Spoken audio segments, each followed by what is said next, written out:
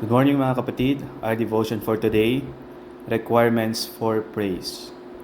Psalm 24 verse 1 through 10 is our scripture reading, and our key verse Psalm 31 verse 19. Oh, how great is thy goodness, which thou hast laid up for them that fear thee, which thou hast wrought for them that trust in thee before the sons of men.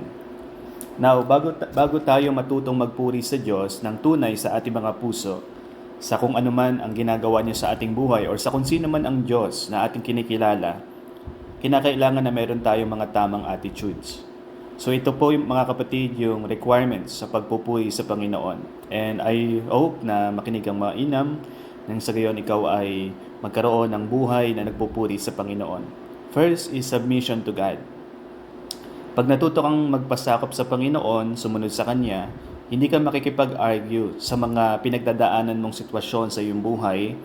Sa halip, pag nakaranas ka ng mga hardship, tinatanong mo ang Panginoon kung ano yung pwede mong matutunan sa mga iyong nararanasan. And then, repentance of known sin. Pinagsisisihan mo yung mga kasalanan na alam mo sa iyong buhay.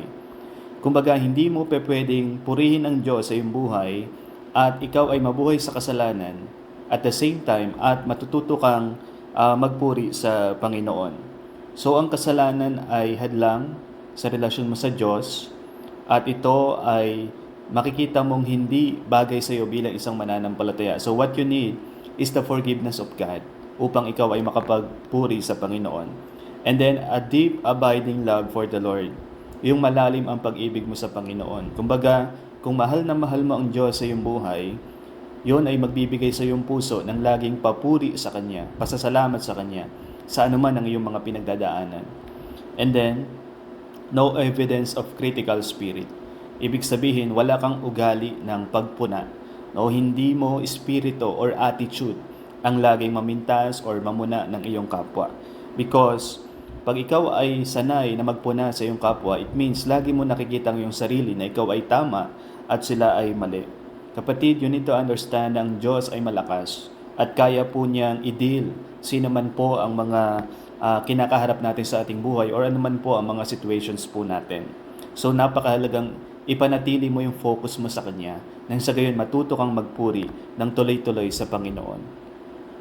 And then pinapayagan mo ang Diyos na alisin niya yung espiritu or attitude or kaisipan ng pagkatakot sa iyong buhay. Because ang takot ay pwedeng maging dahilan upang i-isolate mo ang iyong sarili, ilayo mo ang iyong sarili sa ibang tao, or yung takot ay pwede ring mag-paralyze sa iyong pagkilos. Kaya napakahalagang makita mo na ikaw ay anak ng Diyos, ikaw ay iniibig ng Diyos, at walang reason para matakot ka sa kahit kanino or sa kung anuman pong bagay. So ang Panginoon ang iyong lakas, at siya ang patuloy na tatayo at mag-iingat sa iyong buhay. And then, meron kang desire na manatili ang Panginoong Kristo na sentro sa iyong buhay at sa Kanya ka nagpo-focus araw-araw. So, anuman yung bagyo na iyong pinagdadaanan, matututo kang magpuri sa Panginoon sapagkat ang Diyos ang sentro ng iyong buhay and you believe na siya ang may control sa lahat ng nangyari sa iyong sitwasyon. And then one last thing is Christ-centered relationship with others.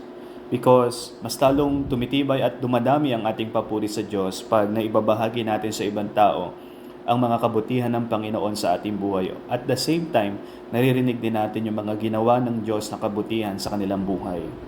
So ito ay makakatulong upang tayo ay lalong magpuri sa Panginoon. And I hope, kapatid, na makita mo sobrang dakila ng Diyos, sobrang buti ng Panginoon. And there are no reason para hindi ka magpuri at magpasalamat sa Kanya. It is just good lamang na makita mo yung mga tamang attitudes na ito at makita sa iyong buhay ang mga kinakailangan upang magpuri ka sa Panginoon.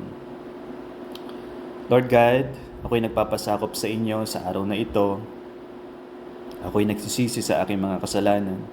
Iligtas niyo po nawa ako, Lord, sa espiritu ng takot at sa espiritu rin po, Lord, ng criticism. Nang sa gayon, O Diyos, makita ko lamang ang kabutihan niyo sa aking buhay at sa iyo ako mag-focus, Panginoon. Tulungan niyo po ako, O Diyos, sa lahat ng aking pinagdadaanan at nawa, Lord, ikaw ang maging sentro ng aking buhay.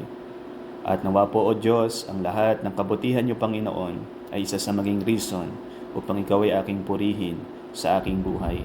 Ito po ang aking dalangin, O Diyos, sa pangalan ni Jesus. Amen.